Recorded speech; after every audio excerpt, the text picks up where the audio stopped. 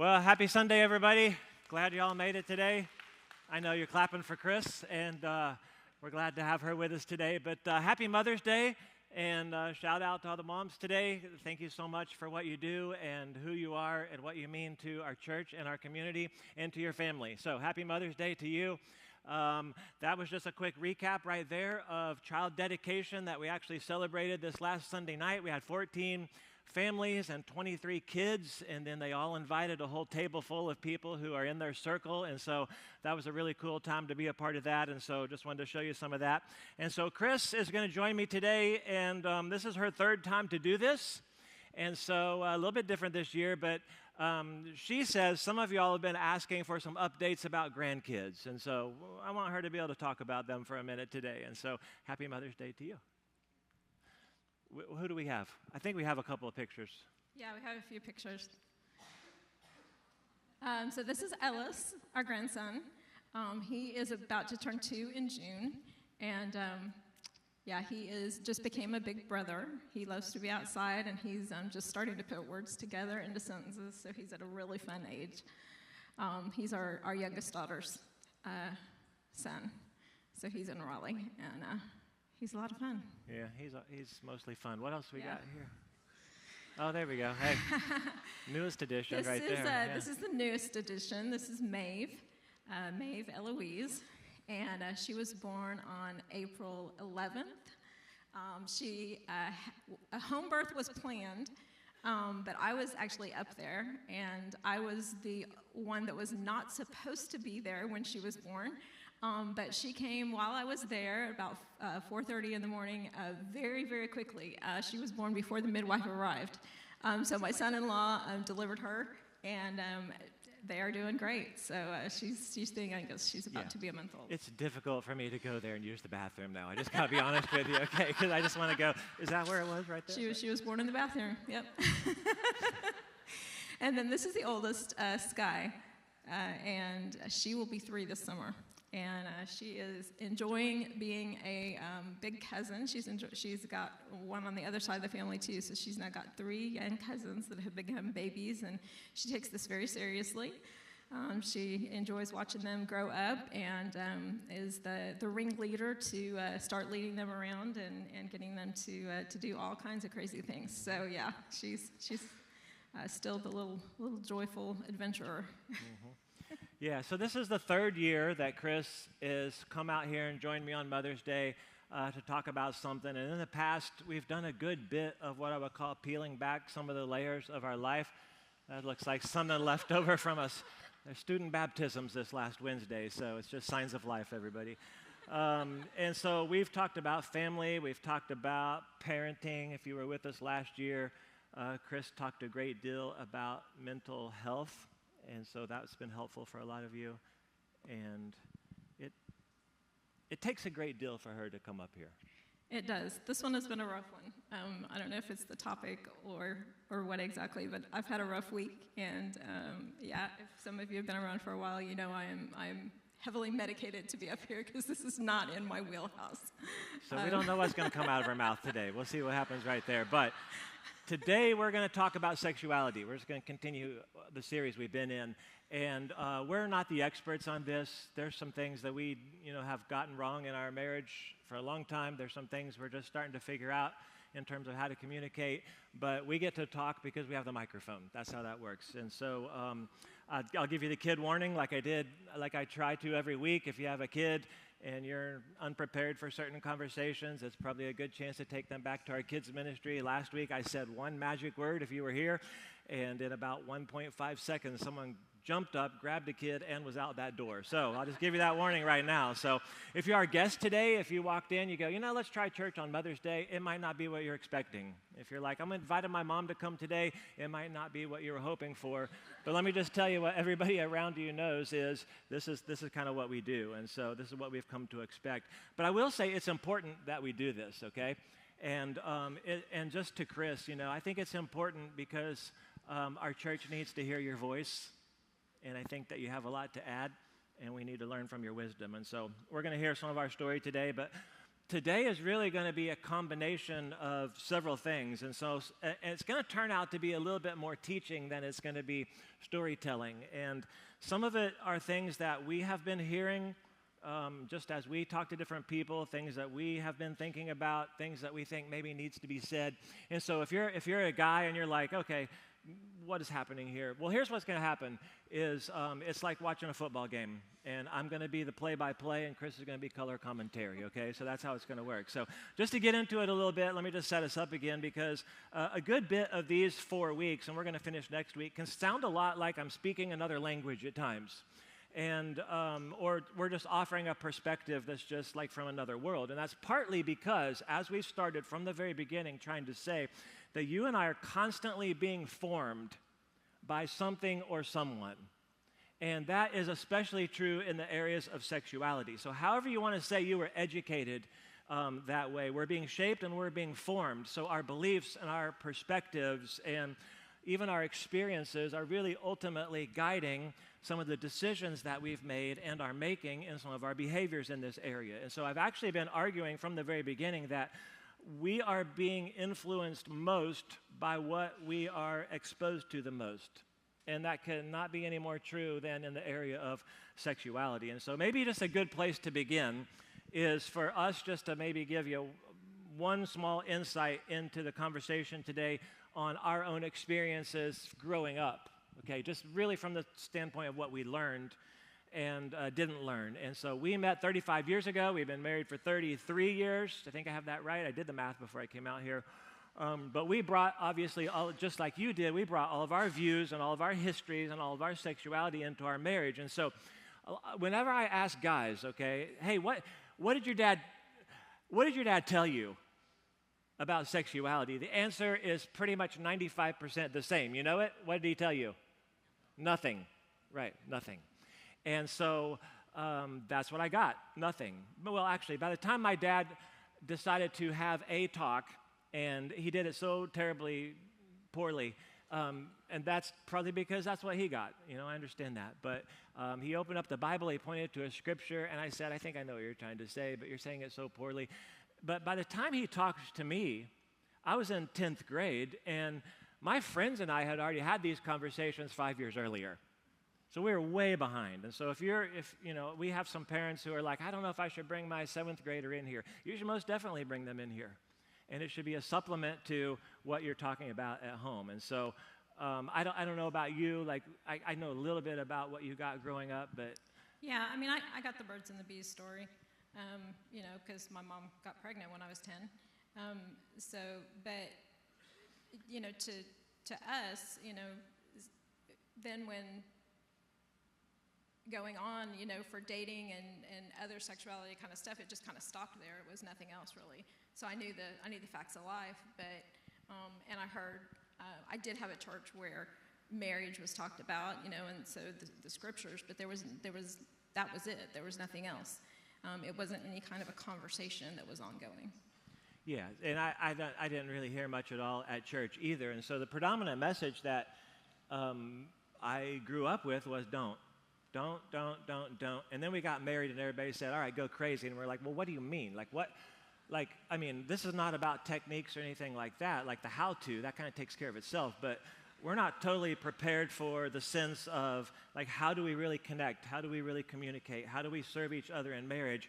And where does sex actually fit into that? And so I want to lobby for, and you can write this one down, you can put it out into the social media world. It would be wonderful for our community, but we're going to lobby for the idea that the best sex in our county should be happening with the married people of Christ Church. Write it down and take it with you today, okay?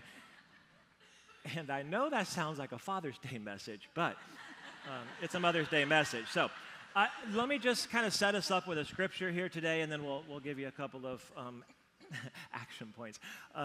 I want to talk about married sex, and I want to use this scripture as a baseline. 1 Corinthians chapter 7, okay? Paul, follower of Jesus, turns out he's a single guy, says, now in response to the matters you wrote about, and quotations, it's good for a man to not have sexual relations with a woman. And you're like, well, wait a second, that's not what I wanted to hear.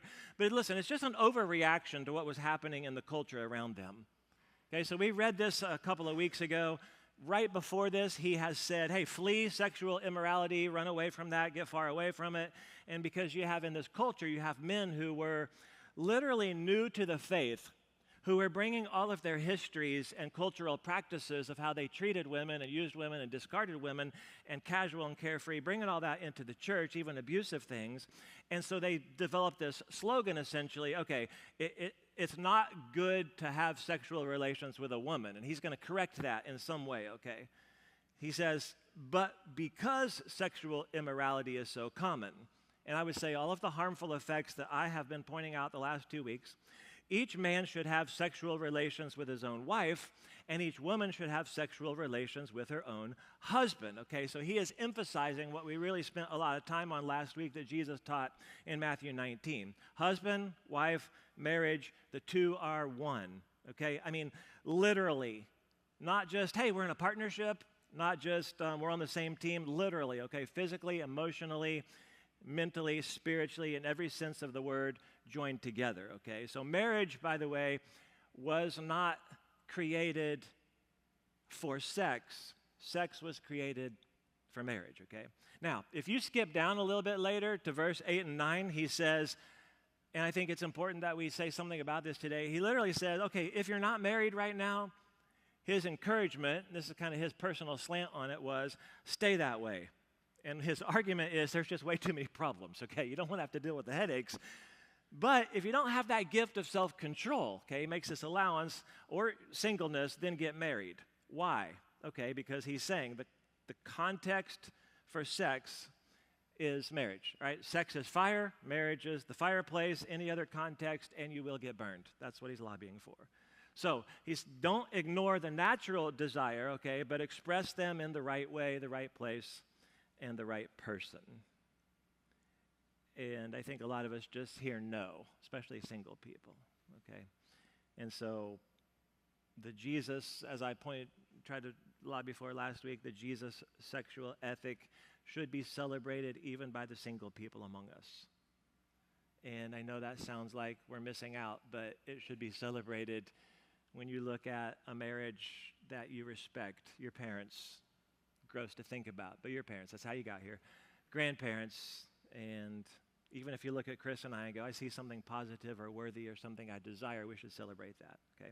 So the physical part's natural. Listen, Adam and Eve didn't have to wonder what to do, okay? It just happened. And so we're about to learn it's not just a physical thing. He goes on, a husband, this is where it gets really fun, a husband should fulfill his marital duty to his wife, likewise a wife to her husband. A wife does not have the right over her own body, but her husband does. Deep breath, everybody. We'll unpack it.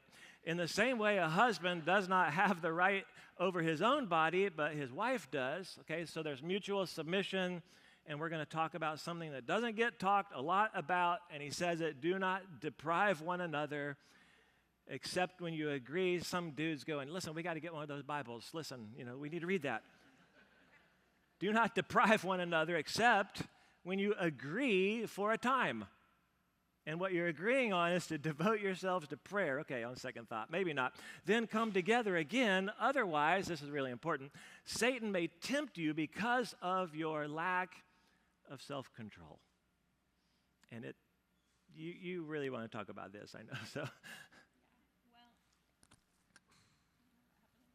you're good. To the right, yep. Okay.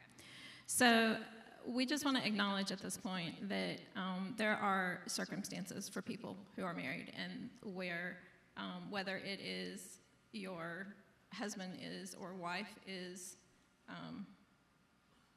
deployed. Thank you. Deployed. Sometimes there are physical limitations due to illnesses. Sometimes there are.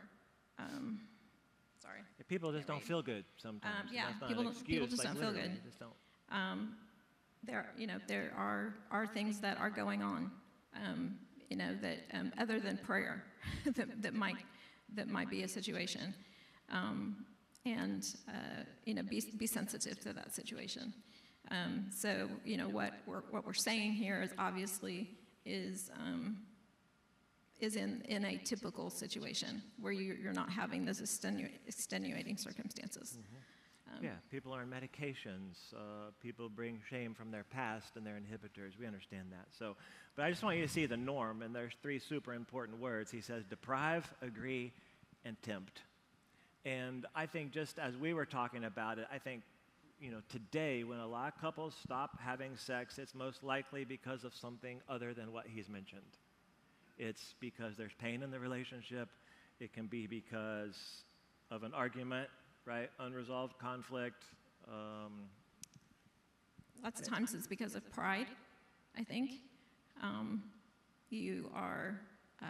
It's an argument and somebody doesn't want to give in. Or we get lazy, I think, as women. The reason that I was excited to talk about this on Mother's Day was because I think as women that this is a very important topic for us. Our sex life is very important. It's usually focused on the men, but this is an important topic for us and for our daughters and our kids, to grow up and to see women's sex life as a positive thing and a positive thing to be celebrated. And I don't think that is stressed at all for girls. We're told no, and we're told, well, don't wear those clothes and don't tempt guys, and there's so much negativity about it. I think also, sorry, my phone keeps. I think as women too, we lose track of time because maybe our sex drive is usually not the same as men. And if you ask your husband at any point in time, he can probably tell you exactly how many days, minutes, and hours and minutes that it has been since you last had sex. But for us, it's like, there's a 10x factor, I think. It's like I didn't know that it's been that long. And so we just sometimes we lose track of time and don't realize. Yep. And Paul says the quiet part out loud, honestly, that if you aren't engaging with your spouse sexually, it sets the stage, and this is, I think, the important part of what he's saying, it sets the stage for temptation or lack of self-control, which can actually bring some ruin to a relationship. And so we want to throw out a really simple challenge, and then we'll get to the bullets here. If for whatever reason you haven't had sex with a spouse in weeks, months, or even years, the question really is, well, then what are you turning to instead? And that goes for men or for women, because that's where Paul's saying, look, the temptation is like, okay, the desire is real. We don't ignore desire. So then what are we turning to? And so sometimes I know a guy will say, I'm going to make this decision, which is not really what I want to do for our relationship, but I deserve this. Or, if she would, then I wouldn't have to, or we respond in anger. So we're just going to throw that out there and say, okay, then how are you actually connecting in meaningful ways? All right, here we go. 3 things that lead to great sex. Are we ready? One guy is ready. Here we go. Okay. Let's start here. Elevate communication. Okay, elevate communication. That your sex life will be determined by the quality of your communication. He literally says, unless you agree. And you're not agreeing on anything unless you're talking. Okay, whether you're agreeing to do this or to not do this, or you're talking about, okay, we have separated for a while, but now we're going to come back together. There's got to be communication. And so when it comes to communication with one another, I'm going to turn some of you guys on to an amazing resource called the Song of Songs. It's in the Bible, okay? In case you didn't. Old Testament. It's literally an entire book of a guy communicating to a woman, and it illustrates the power. And there's many times where he's just going, hey, you're so beautiful, calls her my darling, and then he just starts at the top and he goes, your eyes, your hair, your lips, your teeth, you got them all. It's amazing in that culture, okay?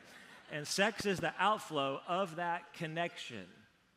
I'm going to give you a couple of stats and things today, and you're going to go, okay, I'm glad my 3rd grader wasn't in here. That's great. But listen, I think there are some of us who are terrified of that kind of deep connection where you're abandoned to yourself and you have a true love connection. And I do think that's why some people trend towards promiscuity. That's just an aside. Now listen, there's a lot of millennial and Gen Z social media right now, which is actually giving people advice on what to do after hooking up with someone they don't know. And you know what their recommendation is? Hey, in the morning, go out to brunch and get to know each other. And it's entirely backwards. It's literally entirely backwards from the communication on the front end. And so we're talking about talking, connecting, words, and presence. And we have, I think, did we read a book called Sex Starts in the Kitchen? Is that what it was? It's not what you think, by the way, but love languages, all that kind of concept. Yeah, I think just the concept that your whole day, your whole life has to be it's work. Just like marriage is work, a good sex life takes work, and it takes being considerate of each other. It's communication, not just communicating about sex, but it's communicating with each other and really knowing and growing with each other. It's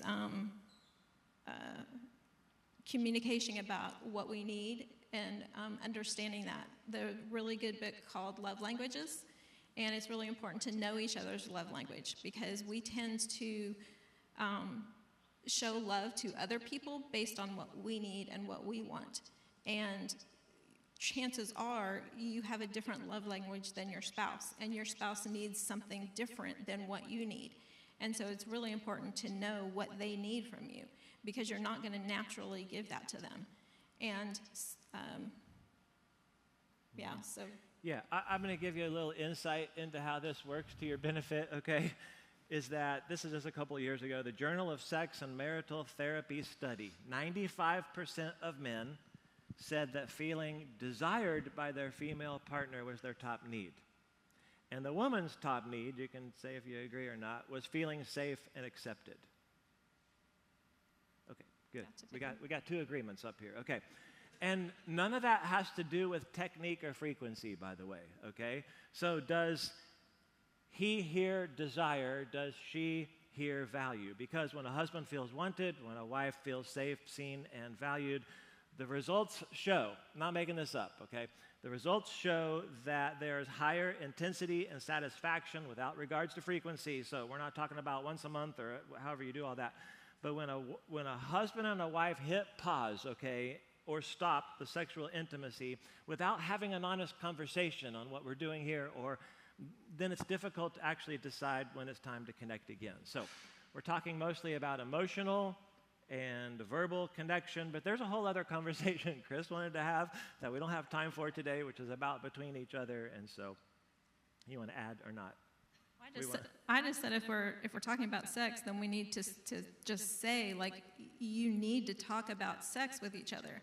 It's not just about having sex, but it's communicating with each other about sex. And that may seem, even if you've been married for decades, oh, that's really awkward, I could never do that.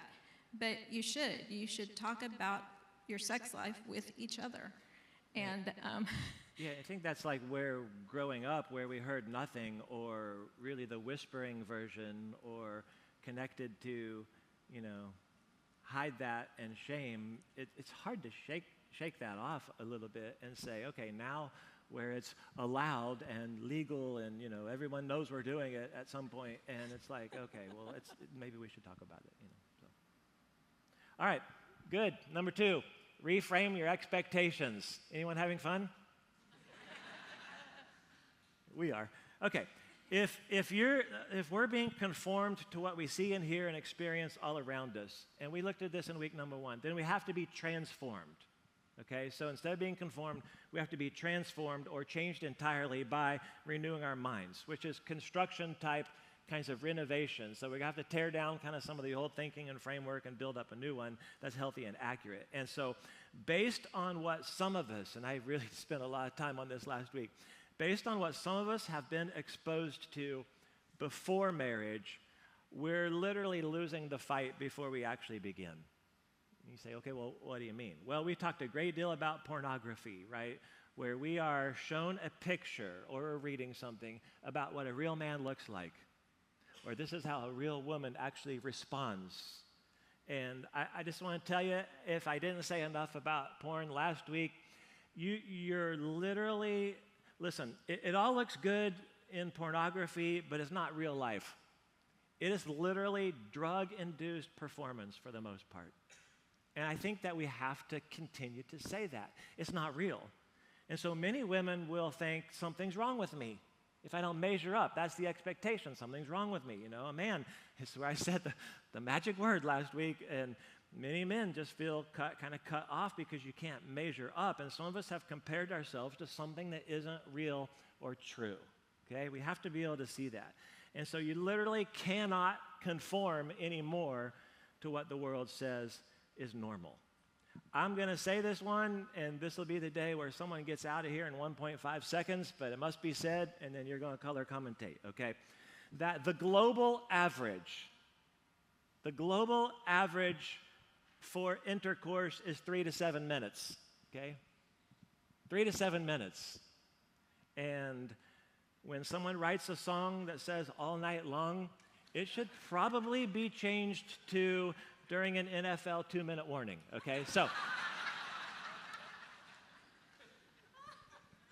I don't know if there's additions to that or not. Okay, so. You got nothing, okay. No. Let's go here, okay. When I heard that stat, like 2 to 7 minutes, I just said, that sounds kind of sad, like, so. I know you have something to say about this. Years ago, I read a book with some other guys, probably 20 plus years ago, called Every Man's Battle, which is literally about lust and porn and how men are driven by visual things. And I had it sitting on the side of the bed, and Chris picked it up. And she's like, well, what is this? And Chris reads a lot of books, and she's like, I'm going to read that book. And so it was eye-opening. It was very eye-opening, yeah. And I think he said my initial response was, men are disgusting. That was the response. Yeah, I mean, you really, as women, like, we really don't, unless you've read something or you've talked to a man who's really honest, like, we function so incredibly different than they do. And so to read and to understand and to kind of get inside a man's head about, like, how many times a day or an hour that they think about sex, like, it's like, wow, like. I think we just drove up the percentages in the last 20 minutes, by the way. But honestly, it was very eye-opening and convicting to me, because I was like, okay, if this is true to my husband, and God created this to be a beautiful, intimate thing for us, then I was very convicted that I need to make this like a huge priority for our marriage. And I'm not going to tell anybody how often you should have sex, but we had a very frank conversation about it and said, okay, here's going to be our goal for how often we have sex. And there are times that, you know, for whatever reason, I get migraines or, you know, radiation treatment or, you know, whatever kind of things get in the way. But, you know, we kind of have an understanding. And, you know, it completely changed our sex life. And for one thing, you know, as a man, you know, their goal to, you know, they'd have sex every day. If that would be just heaven to a man. And so I had felt previously like a lot of stress and pressure every day, like, okay, is this the day we're having sex? Is this the day we're having sex? Is this the day we're having sex? And so for me, you know, kind of us having that understanding and expectation of, okay, here's our goal for our frequency, then I was like, okay, like the next day, like, I get a day off. Like, that's kind of nice. Now the agreement is like, if I want to have sex the next day, like, we still can. If I'm not too tired. But it took away that, like, pressure, you know? I mean, women, honestly, you know what I'm talking about, right? Chris doesn't think she's funny. I don't know why that.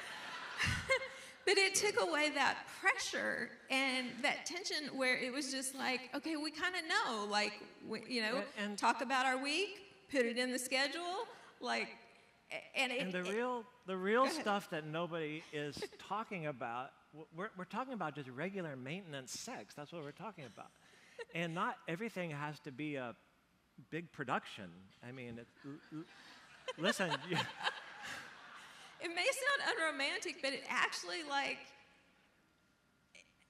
we're made for our marriages. Like, we're supposed to be having lots of sex. In our premarital counseling, like, that's the thing that I tell people, like, okay, ladies. Well, listen, if you get married and Chris signs the guest book, it's literally going to say, have more sex. That's literally what it's going to say. Have as much sex as you can, women. I mean, that's what I tell people. Like, your marriage will be better if you are having lots of sex. Now, I would add, assuming that the other things are in place, like she hears that she's valued and she feels safe and secure. So we got to move on. You guys can't sit here forever. Listen, some of you are about to get married. Some of you just got married and would burst your bubble. I'm sorry, but you need to know it. Again, not everything has to be a big production. Some meals are pretty simple and they get you through the day. So here we go. Sex in marriage can be amazing, where people feel safe and secure and satisfied, but it likely won't look like anything that we are seeing and hearing or watching or reading about, which means I think it can be better. So we got to go fast, but I will say this, even in marriage, okay, I think, and we do feel strongly about this, you have got to root out or get rid of the kinds of content that feed your toxic versions of your relationship. You say, well, what do you mean? I mean, problematic content, pornography, obviously, even watching what we would call run-of-the-mill shows, okay, that don't actually help in the least bit. Throw out some books. It's not helping to promote intimacy. If you have an OnlyFans account, whether you're a user or a producer, get rid of it. You're like, we don't have any of those in Camden, do we? We got a lot of those in Camden, by the way. I hear. So here's our challenge, okay, is to take a fast, right? Yeah, and for women, I know that there are women who watch porn, and that's an issue, but lots of times for women, it's books. There's flat-out porn in a lot of books. And you might think, oh, I can skip those pages or whatever, but it's just stop. There's so many other books that don't have it. And you might think, oh, it's not a problem for me. Well, take a fast. Like, if you think it's not a problem, then just stop. Stop for a while. Stop for a week. Stop for a month. And see, is it a problem? Am I going crazy without it? If it's not a problem, then just stop and change what you're doing. If it is a problem, then get some help for it. I completely, I don't know, year and a half ago, completely changed what TV shows I was watching. If you want to know why or what, you can ask me later. But I completely changed what TV shows I was watching. And when I go back and watch some other TV now, I'm just like, I'm kind of shocked by it. Just because I'm not callous to it anymore. Because I just don't want to watch it, because there's so much sex in just mainstream television. And there's flat out porn in a lot of shows that Christians are watching. Mm-hmm. All right, I'm going to fly through this. We got 7 minutes. All right. Here's number 3, serve one another. Okay, communication, expectation, serve one another. It's really the core bottom line, I think, of what he's writing in that passage. Sex is not really about what you get. It is going to be about what you give, and you're meeting the needs of this other person. And so let me just tell you some of this stuff. You can believe it or not. But Christian women who are married to Christian men report the absolute highest sexual satisfaction of any demographic in the country. Okay, so the National Health Social Life Survey, which gives extremely detailed analysis, okay, of sexual behavior in America. 94% of people who are in an intact marriage who regularly worship are the most likely to feel wanted and needed during sex. So just by being here today, okay, you're likely headed towards success. That's awesome. So you experience greater emotional closeness and satisfaction, overall relationship quality. So listen, what they're saying is Christian wives married to church-going husbands, okay? Wives are twice as likely as their friends to say they're satisfied with their sexual relationship. Husbands are 4 times as likely to report being sexually satisfied than those of your peers who aren't sitting in church today, okay? So fulfillment, again, doesn't come from techniques or frequency, but self-giving love. You say, well, how is that? Well, listen, our entire life, really, as a follower of Jesus, is defined by submission and sacrifice and service. And so husbands who follow Jesus, her pleasure is your priority. Her satisfaction, that's your goal, right? Your job is to pursue her in all ways. Now, I know what some of you have thought before, because you told me you thought that I was a husband or a dad who was leading Bible study, and I had all the kids circled up in the living room, and now that they're out of the house, Chris and I are sitting on the edge of the bed holding hands and saying hour-long prayers. Just didn't happen that way. Wasn't anything like that. But I do know about 15 years ago, about halfway into our marriage, is that I had a real eye-opening, sudden realization that I was slacking, and where I just said, I got to do a season of rediscovery. I have to go back and relearn all about this person again and who she is and what makes her tick, and study her and figure out what it means to serve her. And I've tried to do my best since that day to go, okay, I will serve this woman the very best way that I can. And so, I see you going for it, yeah. I'm going for it. So, yeah, one of the things that, everything in marriage, I think, is negotiation. And, you might think, it's easy for us to have sex because we have raised our kids already and we have lots of time. And then one move back, so it's a little harder. One move back. But, but we were there. We had 3 kids. They were all in sports, busy schedule. And, you're exhausted. And sometimes you're tired. But I have found that when I say, you have to make sex a priority. And when I say to him, okay, if this is our night to have sex, here's what I need from you. Here's the help that I need from you. When you get home and you're exhausted, you can't just sit down and put your feet up and watch the game and, and I'll make dinner and do the kids and, all that stuff. If this is our sex night, then I need you to pitch in. I need you to maybe pick up dinner. I need you to maybe help the kids with their homework. I need you to maybe put them in bed so that I can go take a bubble bath or have 30 minutes on my own or whatever, so that then I can be in the right frame of mind. Usually, if they know, hey, I'm doing these things so that you're ready for sex, they are more than willing to do whatever you ask them to do to help out. Hey, honey, it's sex tonight, but in order for me to be ready, here's what I need from you. Try it, women. It works. And we know you're not saying that's a way to control people or to punish them, but no, this is not in a manipulative. To serve them, yeah. Not in a manipulative way at all. It's working together. It's negotiation. We've had to get super creative over the years, and Empty Nest was great, so that was awesome. You all should look forward to it. But we're in the stage where now we're doing time management versus energy management. We got lots of time. Not everybody has the same energy, so. Yeah, and that's one of those things when you have circumstances where, maybe time isn't an issue, but sometimes energy is, with illness or with other kinds of things. I have to take it easy on Saturdays because even if I'm not up here on Sundays, I try to be at as many services as I can. So I know I have to take it easy on Saturdays. We don't schedule, if we schedule dinner or something on Saturday, it's at 5 o'clock and, we're home by 7:30 or 8. It's priorities. Entirely unrelated to sex, but yeah, just right. Time and energy management. So just, for us, I think what we want to say is, and what Paul's writing here, when sexual intimacy is withheld in a marriage, there's all kinds of kindling for things to go sideways. And so we believe you can have great sex and maybe you're not. And so a couple of things are what you've heard today. I mean, you need to have a conversation about it. Some of you, it will be a pride thing, but you're going to have to read a book. You're literally going to have to do some reading about it. And as a matter of fact, we stumbled across one, I don't know when it was, a long time ago. We thought we were buying a date book, and it came with a companion guide on, what's it called? Something couples, ...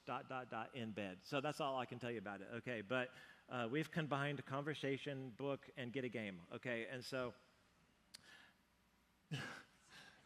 everybody's like, are they serious right now? I cannot verify that the people who wrote this book are Christians. It's literally like, listen, it's a scratch off. Number one literally is, hey, come up with a name or a phrase that you call sex. That's like the whole thing. And so if you haven't had a date night in a while and you got free time and you're looking to get creative, I will give it to you. If anybody wants to walk up here right now and take it from me, I will hand it to you. And then and the rest of you can look at each other on the way home, and all you have to do to start your conversation today is say, listen, the pastor has given us homework, okay? So, anybody want this? There you go. We'll expect a report next week. All right, can you stand up? All right, I'm going to ask y'all to stand up. Chris and I just want to pray for y'all today, for you, for our church, everybody, because I know that there are people today who are a little hesitant about what we've talked about the last couple of weeks. Listen, at the end of every message so far, there are people sitting out there who won't look up. And I know that's because there is some shame involved. And I know there are people who have responded in a variety of different ways. People have told me after week 1, hey, we'll see you in June. You know, like I just don't want to hear that anymore. And we understand that. And so we know that there's a lot of different things that we have brought into our relationship. We just want to pray over you today because we know that it can be great. We know it can be great.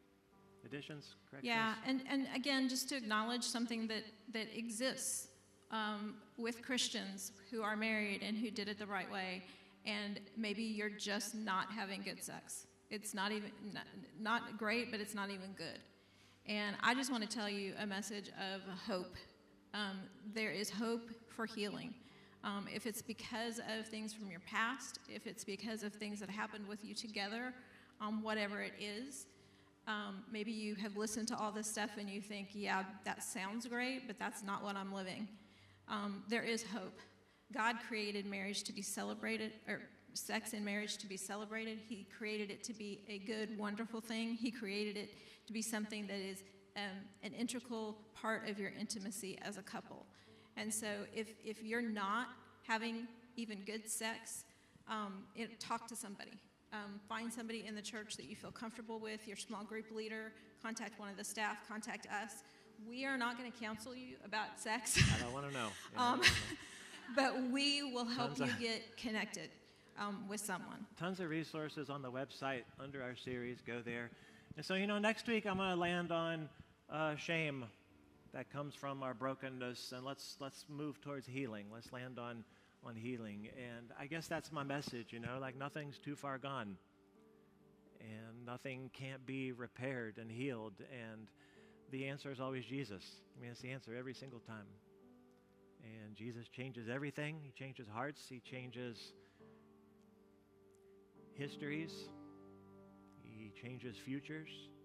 And I think it's our highest value for you that we have great marriages in our church, and sex is a part of that. So we just want to pray for you today. We're going to respond like we always did. I know in second and third service there are baptisms, but we'll just ask you to talk to God today. God, today we just pray over all these things that we've communicated. God, that the truth of the scriptures would stand out, that it would convict, and it would guide, and it would even have a healing quality to it today. So God, for all the things that we've shared today, I pray that something was beneficial. We could walk out of here today, even if we're single today, with a renewed focus on you today, God, that you do actually bring healing. God, you do bring hope. God, you bring promise to each and every one of us today. And God, I pray that the way that we handle our sexuality as followers of you and as a church in this community would be a wonderful message to the people who are watching. Okay. So God, we trust you with all this today. God, I pray for great communication today and throughout this week. And that at the end, God, we give you all the credit and the praise for the great things that you're doing, not only in our church, but in our lives. And we're going to pray these things today in that name. Amen.